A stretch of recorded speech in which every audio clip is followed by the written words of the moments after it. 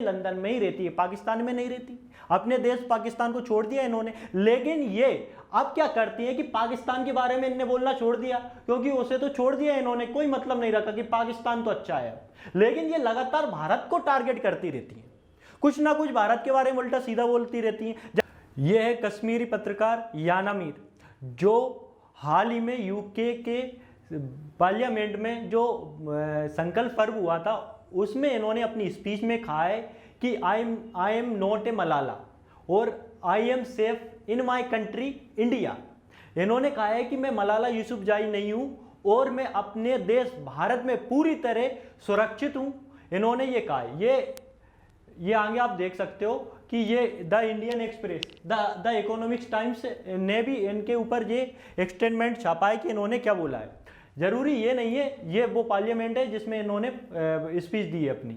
इसके अलावा आप देख सकते हो ये याना मीर है जिन्हें डाइवर्सिटी अवार्ड भी मिला था। लेकिन मेन मुद्दा है क्या है कि ये है मलाला यूसुफजाई, जो लगातार भारत के बारे में कुछ ना कुछ बोलती रहती हैं। आपने देखा होगा कि 2019 में जब आर्टिकल 370 कश्मीर से हटाया गया था तब भी इन्होंने ट्वीट करके, ये बहुत सारे ट्वीट किए हैं उनके ही हैं, आप देख सकते हो। इन्होंने लगातार ट्वीट में भी ये बोला था कि जो वहाँ की सरकार है वो वहाँ के लोगों पर, बच्चों पर, महिलाओं पर अत्याचार कर रहे हैं और लगातार वहाँ के लोग पीड़ित हैं और वहाँ पर कश्मीर में बिल्कुल शांति भंग है। इसके अलावा ये भारत के अन्य हिस्सों में भी होने वाली घटनाएं, जैसे कर्नाटक में हिजाब विवाद में भी इन्होंने अपनी प्रतिक्रिया व्यक्त की थी, जबकि ये अपने देश पाकिस्तान के बारे में कुछ नहीं बोलती, जबकि ये आतंकवाद से पीड़ित थी।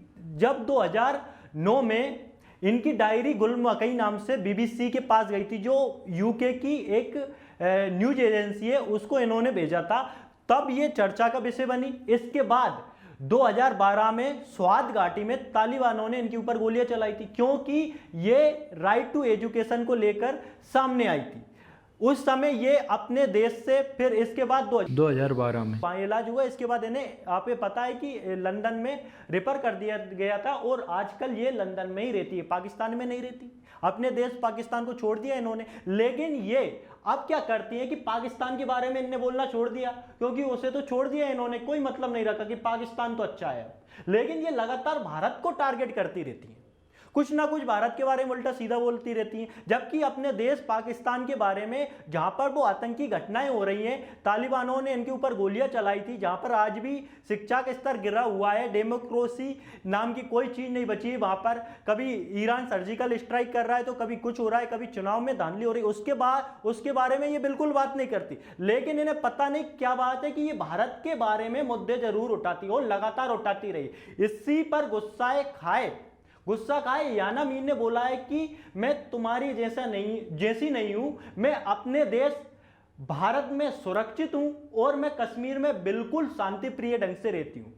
आप कृपया भारत के बारे में जो आप शब्द बोलती हैं और अंतर्राष्ट्रीय स्तर पर जो भारत की छवि आप खराब करने की कोशिश करती हैं, उन्हें उस छवि को खराब ना करें, क्योंकि भारत अब कश्मीर भी सुखी और शांति से रहने लगा है। वहां की माताओं ने अपने लाखों बच्चों को खोया है और वो दर्द मिटा चुकी हैं और वो एक अच्छी जिंदगी जी रही है, वहां पर खुशहाली जिंदगी जी रही है। और वहां पर लिटरेसी रेट लगभग 70% है महिलाओं की, और वहां पर बच्चे अब आतंकवादी गिरोह में शामिल ना होते हुए देश के लिए कुछ कर रहे हैं या फिर अपने एजुकेशन क्षेत्र में कुछ कर रहे हैं। जैसे याना मीर पत्रकारिता के क्षेत्र में इतनी बड़ी हस्ती हो गई जो लंदन में जाकर अपना स्पीच दे रही है, तो कहीं ना कहीं भारत में अच्छी स्थिति है। लेकिन कृपया कर आप शब्द ना बोले और भारत के बारे में ना बोले। आप एक टूल किट्स के माध्यम से बात करती हैं तो ना करें। टूल किट्स मतलब जो अंतर्राष्ट्रीय जो बहुत सारी एजेंसी होती है वो फंडिंग करके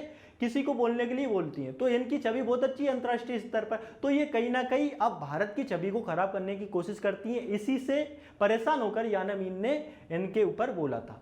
तो ये इनका ट्वीट है, आप देख सकते हो।